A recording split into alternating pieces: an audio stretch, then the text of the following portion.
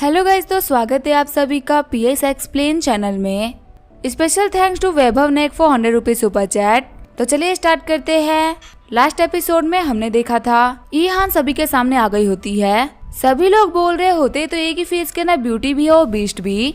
तभी वुशवांग बोल रही होती है, सिस्टर शांत हो जाओ, आपको यहाँ पर डरने की कोई भी जरूरत नहीं है। ईहान बोल रही होती है, मैं ब्यूटीफुल हूँ या अगली से तुम लोगों को क्या फर्क पड़ता है, तुम लोग कोई भी नहीं होते मुझे जज करने वाले। तभी ईहान के फादर बोल रहे होते, मुझे मेरी बेटी के बर्थडे पे कुछ अनाउंस करना था। लोंगवा ग्रुप के चेयरमैन होने के नाते मैं लोंगवा ग्रुप के 20% शेयर को अपनी बेटी को दे रहा हूँ। अब से ईहान लोंगवा ग्रुप की सेकंड सबसे बड़ी शेयर होल्डर बन रही है। फिर ईहान कॉन्ट्रैक्ट पेपर के ऊपर साइन कर देती है। वहाँ पे कुछ बंदे आपस में बात कर रहे होते हैं, कहीं हम लोगों ने कुछ गलत तो नहीं सुना ना। चेयरमैन लोंगजुन बोल रहे हैं कि वो लोंगवा ग्रुप के 20% शेयर को अपनी बेटी को दे देंगे। लोंगवा ग्रुप एक बहुत ही बड़ी कंपनी है जिसके अंडर में तकरीबन 300 बिलियन के एसेट्स है और लोंगवा ग्रुप की तो पावर भी कमाल की है। अभी तो चेयरमैन के पास में 60% शेयर्स थे, पर अब वो 40% के मालिक रह चुके। उन्होंने अपनी बेटी को 20% के शेयर्स दे दिए।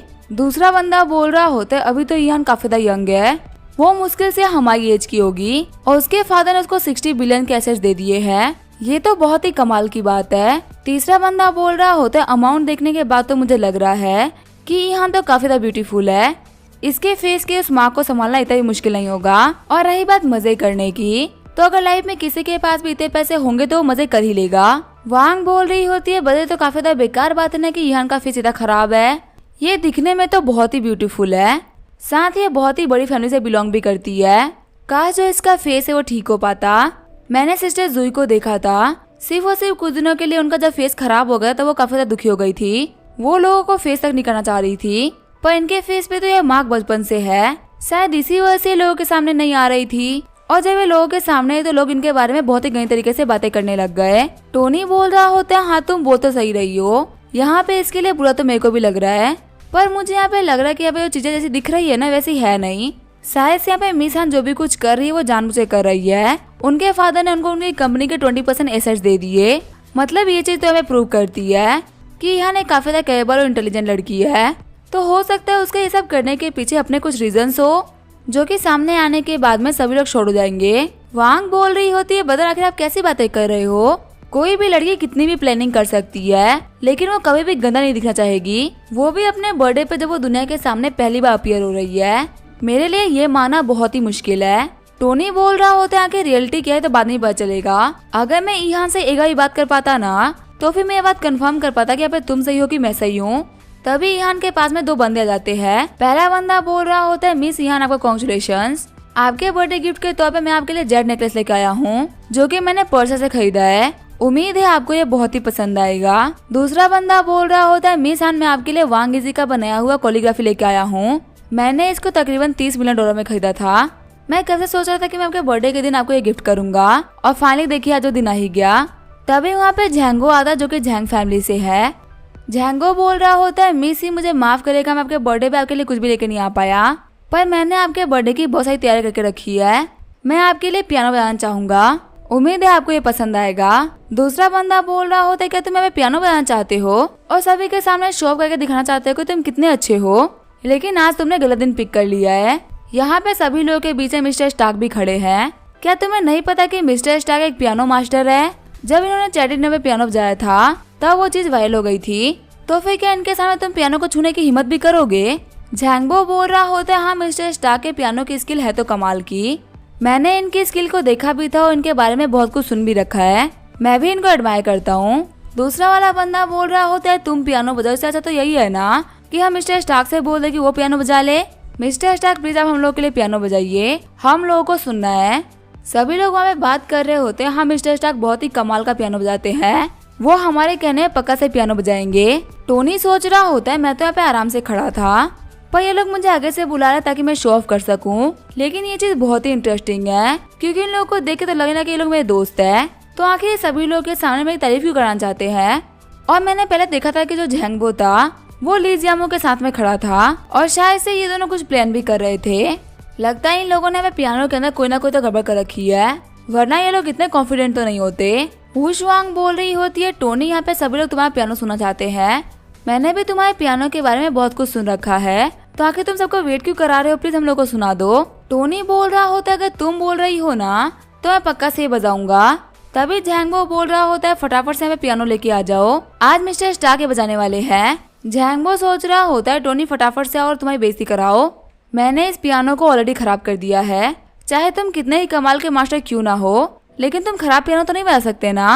यहाँ पे आज सभी लोगों के सामने तुम्हारी काफी गंदी बेइज्जती होने वाली है, लेकिन इसके लिए तुम मुझे ब्लेम नहीं कर सकते। हम यहाँ पे ऐसा कुछ भी नहीं करने वाले थे, लेकिन तुमने हमारे यंग मास्टर ली जियामू को ऑफेंड कर दिया। तुम्हारे गार्ड ने हमारे यंग मास्टर को थप्पड़ मारा था और ये तुम्हारे मुंह पे थप्पड़ होगा।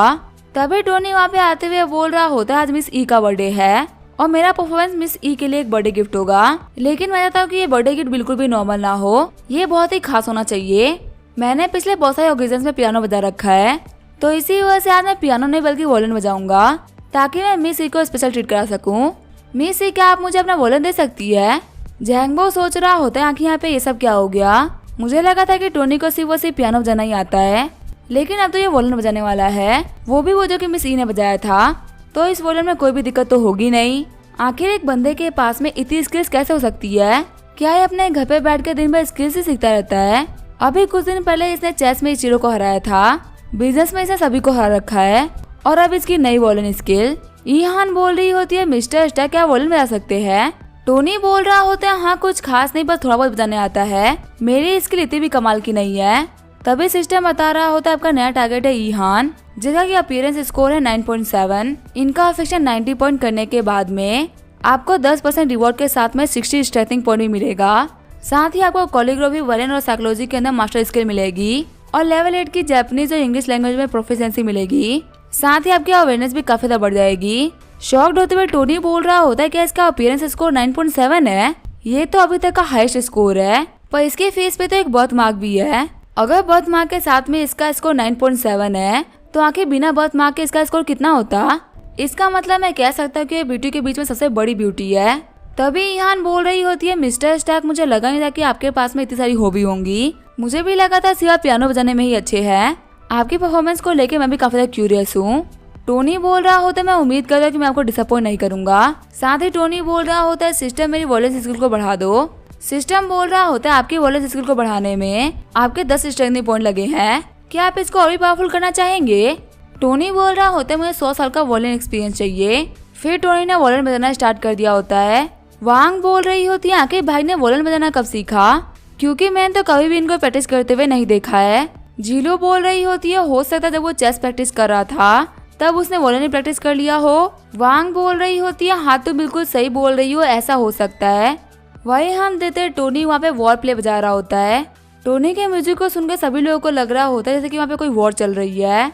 सारे लोग सोच रहे होते हैं इनके गाने के अंदर बहुत ही खतरनाक प्रेशर है, ये सिर्फ और सिर्फ म्यूजिक बजा के क्लीन इंटेंट को रिलीज कर रहे हैं। हमें लगा नहीं था कि आज के टाइम पे किसी को भी वॉर प्ले बजाना आता होगा। ईहान सोच रही होती है ये तो एक एंशिएंट म्यूजिक है, ये एक वेस्टर्न इंस्ट्रूमेंट का यूज करते हुए वॉर म्यूजिक बजा रहे हैं, जो कि बहुत ही इम्पॉसिबल बात है। ये करने का शायद मेरे मास्टर भी ट्राई नहीं करते। मैं कह सकती हूँ कि टोनी वॉयलिन बजाने के पीक पे पहुंच चुका है। उसे गाने को सुन के लग रहा है कि सामने कोई वॉर चल रही है और एक ओवरलोड इस म्यूजिक को बजा रहा है। इसके म्यूजिक के अंदर बहुत सारे इमोशंस भरे हुए हैं। मैंने वॉयलिन में बहुत ज्यादा हाई लेवल के मास्टर्स को देखा है, लेकिन इतने हाई लेवल का तो कभी नहीं देखा। वहीं हम देते टोनी म्यूजिक बजाते हुए सोच रहा होता है ये म्यूजिक तो कमाल का था, इसे बजाने में मेरी हालत भी काफी ज्यादा खराब हो रही है, क्या बाकी सारे लोगों को मेरा म्यूजिक पसंद आया होगा? फिर टोनी ने अब म्यूजिक बजाना बंद कर दिया होता है। सभी लोग ताली बजाते हुए बोल रहे होते क्या कमाल का गाना था, मजा ही आ गया। वहीं लड़कियां बोल रही होती ये परफॉर्मेंस तो टीडी से भी बढ़िया थी, हम लोगों ने उनको भी लाइव परफॉर्म करते हुए देखा है, लेकिन उनको देख कभी इतना मजा नहीं आया। हमने गलती कर दी इस म्यूजिक को ना रिकॉर्ड करके, क्योंकि मिस्टर स्टार्क फिर से तो हमारे लिए बजाने वाले हैं नहीं। वहीं एक लड़की बोल रही होती आखिर कुछ टाइम पहले कौन फालतू लोग थे जो कि मिस्टर स्टार्क को बेकार बोल रहे थे। वो लड़की आई थी ना जिया, वो बहुत ही बेकार है। मिस्टर स्टार्क से इंसान ही कोई बदनामी कैसे कर सकता है? ये किसी भी चीज को इतना परफेक्टली सीखते हैं कि इनके पास में टाइम ही नहीं बचता हुआ कोई फालतू काम करने के लिए। अगर ये मुझे अपनी वाइफ एक्सेप्ट कर ले और मुझे रोज मारे भी तो भी मुझे कोई भी दिक्कत नहीं होगी। साइड में खड़े एक लड़की बोल रही होती है तुम्हें तो कह रही थी ना कि टोनी स्टार्क एक बहुत ही बड़ा कमीना है, अब तुम खुद यहाँ पलट रही हो। वो शुआंग भी सोच रही होती है टोनी एक असली अल्फा मैन है, वो अपने आप में एक टैलेंट का समंदर है।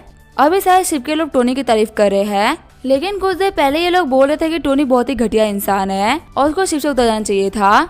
लेकिन इन लोगों की बातों को सुनने के बावजूद भी टोनी ने बिल्कुल भी रिएक्ट नहीं करा। वो बिल्कुल ही शांत खड़ा रहा, जैसे ही कुछ हुआ ही नहीं है। फिर उसने अपने दुश्मनों से बदला भी लिया और सभी के ओपिनियंस को चेंज भी कर दिया। और ये सब करने के बावजूद भी वो अभी भी उतना ही शांत जितना कि पहले था। ये काम करने के लिए बहुत ही कमाल का माइंड प्रेजेंस चाहिए। टोनी शो करता है कि आखिर उसकी मेंटल एबिलिटी कितनी पावरफुल है। एक ऐसे मैन के लिए मैं तो कुछ भी कर सकती हूँ। हम देते वू शुआंग की अफेक्शन 10 पॉइंट से बढ़ गई होती है और उसकी करंट अफेक्शन होती है 85 पॉइंट्स। टोनी बोल रहा होता है फिर से वू शुआंग की अफेक्शन बढ़ गई। फिर टोनी वू शुआंग को देखते हुए स्माइल करने लगता है। वू शुआंग सोच रही होती है दिखने में भी उतना ही अच्छा है जितना कि टैलेंटेड है। वांग भी सोच रही होती है बदर आखिर आप इतने चार्मिंग कैसे हो सकते हो। आपको स्टेज पे देख के ऐसा लग रहा है जैसे ही कोई सुपरस्टार खड़ा हो। सिर्फ और सिर्फ आपकी वजह से मुझे बाकी मेंस में कोई भी इंटरेस्ट नहीं रहा, क्योंकि कोई भी आपकी तरह परफेक्ट तो हो ही नहीं सकता। हम देखते हैं वांग की अफेक्शन भी 1 पॉइंट से बढ़ गई होती है और उसकी करंट अफेक्शन होती है 96 पॉइंट्स। सिस्टम टोनी को बता रहा होता है वांग के अफेक्शन बढ़ने की वजह से आपको 10 स्ट्रेंथनिंग पॉइंट मिलते हैं। परेशान होते हुए टोनी बोल रहा होता है आखिर ये क्या हो रहा है। मैं तो ये सब कुछ जीहान और वू शुआंग के अफेक्शन को बढ़ाने के लिए कर रहा था। आखिर वांग की अफेक्शन बिना किसी बात के बाबा क्यों बढ़ जाती है। आखिर मेरी बहन को ये बात समझ में क्यों नहीं आता कि मैं लोगों के सामने औसम बनना चाहता हूँ, उसके सामने नहीं। आज मेरी ही बहन मेरी दिक्कतें खड़ी कर रही है और मैं उसको बोल भी नहीं सकता कि मुझे पसंद ना करे। ईहान बोल रही होती है मिस्टर स्टार्क मुझे कभी भी नहीं लगा था कि आपकी बोलने इसकी लिथी कमाल की होगी। मैं ये बात कह सकती हूँ कि आपके ऐसा मास्टर मैंने आज तक कभी नहीं देखा। पहले मुझे लगा था कि मेरी स्किल काफी ज्यादा कमाल की हो गई है, पर आपने मेरी आंखें खोल दे के अब मुझे और ज्यादा मेहनत करने की जरूरत है। टोनी बोल रहा होता है आप तो यूं ही मेरी तारीफ कर रही है, ऐसी कोई भी बात नहीं है, ये तो बस मेरी छोटी मोटी सी हॉबी है। ये बोलते हुए टोनी वहाँ जाने लगता है। टोनी को जाते हुए देख के ईहान सोच रही होती है इसने दुनिया को दिखा रखा है कि एकदम बेफिक्र इंसान है, तो किसी भी कोई फर्क नहीं पड़ता और इसका हर एक एक्शन बहुत ही वायरल और बिना सोचे समझे होता है। लेकिन ये सब सिर्फ और सिर्फ दुनिया को दिखाने के लिए है। असल में काफी टैलेंटेड इंसान है जो कि हर चीज कैलकुलेट करके ही करता है। इस पूरी पार्टी में आया ये पहला इंसान है जिसने कि मेरा इंटरेस्ट अपनी तरफ खींचा है। ये वॉलेंट मास्टर पगाने के बराबर का वॉलेंट मास्टर है। मुझे लगा नहीं था कि हमारे चैनल में इतना कमाल का टैलेंट हो सकता है। हम देते ईहान का अफेक्शन भी 10 पॉइंट से बढ़ गया होता है।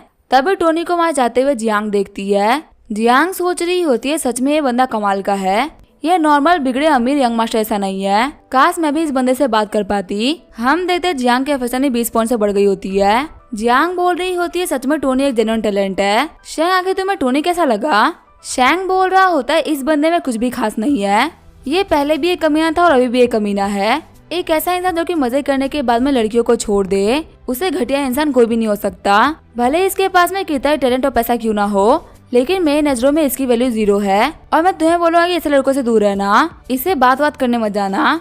जियांग बोल रही होती है आखिर तुम गुस्सा क्यों कर रहे हो, चाहे कोई दूसरा मैन कितना ही कमाल का क्यों ना हो, लेकिन मेरे लिए सबसे इम्पोर्टेंट मेरा बॉयफ्रेंड है। किसी भी अदर मैन को मैं अपने बॉयफ्रेंड से कंपेयर कर ही नहीं सकती। शैंग बोल रहा होता है हाँ मुझे पता है, तुम्हें ये बात याद दिलाने की कोई भी जरूरत नहीं है। मैं तो बस यही कहूंगा कि ये बंदा अच्छा नहीं है, इसे दूर रहना। जियांग बोल रही होती है मैं बहुत सारे फेमस डायरेक्टर और प्रोड्यूसर आ रखे हैं, चलो मैं चल के उनमें से किसी को तुमसे मिला देती हूँ। ऐसी पार्टीज हम लोग के लिए अपॉर्चुनिटी होती है बड़े बड़े लोगों से पहचान बनाने की। ये हमारे करियर को बूस्ट करने में काफी ज्यादा हेल्प कर सकती है। आगे बोला ये बंदे के पास में आगे होते हैं। जियांग बोल रही होती है डायरेक्टर गु आखिर आप कैसे हैं, आपसे मिले हुए काफी लंबा टाइम बीत गया। मैंने पार्टी में आपको देखा तो मैंने सोचा कि आपके साथ में कुछ डील करी जाए। हम देखते ये होता है फेमस राइटर डायरेक्टर गु जियालू। जियालू बोल रहा होता है अरे आप तो फेमस एक्ट्रेस मिस जियांग है, आपसे मिले हुए काफी दिन बीत गए, क्या आप आजकल इंडस्ट्री से दूर रह रही है या फिर आपके सीक्रेट प्रोजेक्ट के ऊपर काम कर रही है जिसके बारे में हम लोग को नहीं पता। वैसे ही मिस जियांग तो इंडस्ट्री से काफी दूर रहती है और बहुत ही सीक्रेट भी रहती हैं। जियांग बोल रही होती है नहीं मैं किसी भी सीक्रेट प्रोजेक्ट के ऊपर काम नहीं कर रही, मैं काफी दिनों से तो घर पे ही थी। आपको तो पता ही है ना कि मैंने अपने पर्सनल लाइफ के अंदर कुछ बड़े डिसीजन लिए हैं। मैं तो बस आपसे यही पूछने आई थी डायरेक्टर गु कि आपके पास है मेरे कोई अच्छे रोल्स है क्या। काफी दिन हो गए थे घर पे बैठे हुए, इसी वजह से मैंने सोचा कि मैं इंडस्ट्री में कम बैक करती हूँ। गु जियालू बोल रहा होता है हाँ मैं एक प्रोजेक्ट के ऊपर काम तो कर रहा हूँ, लेकिन अफसोस की बात तो ये है कि मैंने फीमेल लीड ऑलरेडी कास्ट कर ली है, तो इसी वजह से मैं आपको फीमेल लीड की पोजीशन तो नहीं दे सकता। लेकिन अभी भी कुछ लोगों को कास्ट करना बाकी है। मेरे पास में एक फीमेल सपोर्टिंग रोल था जिसके ऊपर आप सबसे बेस्ट लगेंगी। आपको फीमेल लीड के घर के सर्वेंट होने का रोल करना है। मिस जियांग क्या आप सर्वेंट के रोल में इंटरेस्टेड है। अब इसके क्या होगा वो हम देंगे नेक्स्ट एपिसोड में। तब तक के लिए वीडियो देखने के लिए थैंक यू।